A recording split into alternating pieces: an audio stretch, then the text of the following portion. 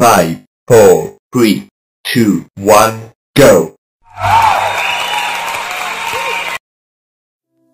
Hello दोस्तों, welcome to crafty पहाड़न। गर्मियों की छुट्टियों में आज हम बना रहे हैं पॉटरी से दवात। वही दवात या इंक पॉट जो आपको अपने स्कूल के दिनों की याद दिलाएगी। याद है जब पहली बार आप पेंसिल के यूज से आगे बढ़ के इंक पेन यूज कर सकते थे? वो मिडिल स्कूल वाले दिन, 5वीं या 6ठी कक्षा से। और फिर आपको बड़े होने की फीलिंग आती। हैंडराइटिंग खराब ना हो इसीलिए बॉल पेन अलाउड नहीं होता था और इंक पॉट से इंक भरना और कागज पर लिखने का एक अलग ही मजा होता था। मैंने तो कई बार इंक भरते हुए इंक पॉट को गिराया है और फिर स्याही के फैलने पर डांट भी खाई है। आपको पता है हमारे हिंदू धर्म में चित्रगुप्त पूजा जैसे धार्मिक अनुष्ठानों में कलम, दवात और कागज की पूजा का एक विशेष महत्व है।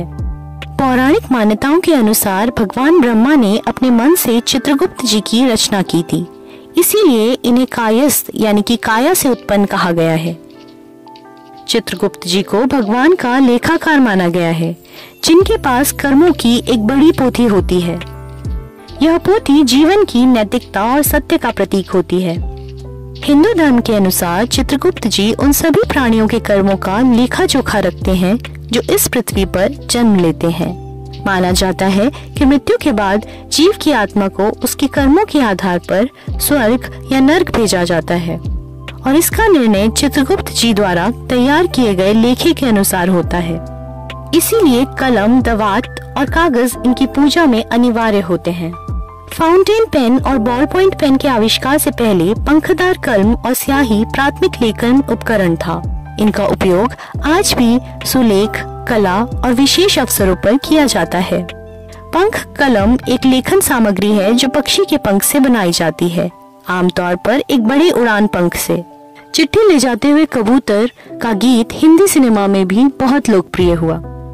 ऐतिहासिक रूप से कबूतरों को उनकी घर वापसी की क्षमता के कारण संदेश ले जाने के लिए इस्तेमाल किया जाता था, जो उन्हें किसी अन्य स्थान पर छोड़े जाने के बाद अपने मूल स्थान पर वापस लौटने की अनुमति देता है। अतीत में आधुनिक तकनीक से पहले संदेश विभिन्न तरीकों जैसे कि बात करने वाले ड्रम, धुएं के संकेत और वाहक कबूतरों का उपयोग करके भेजे जाते थे। कुछ टूल की थाप समुदाय में चेतावनी या महत्वपूर्ण जानकारी पहुंचाती थी।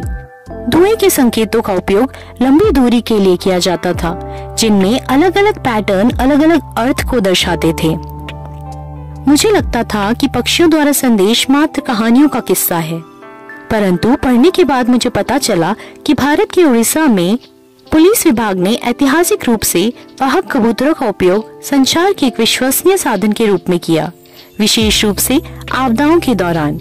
यद्यपि आधिकारिक कबूतर डाक सेवा 2008 में बंद कर दी गई थी। तो कैसी लगी आपको ये वीडियो मुझे कमेंट करके जरूर बताइए और ऐसी वीडियोस देखने के लिए सब्सक्राइब करके जाइए। सी यू, बाय।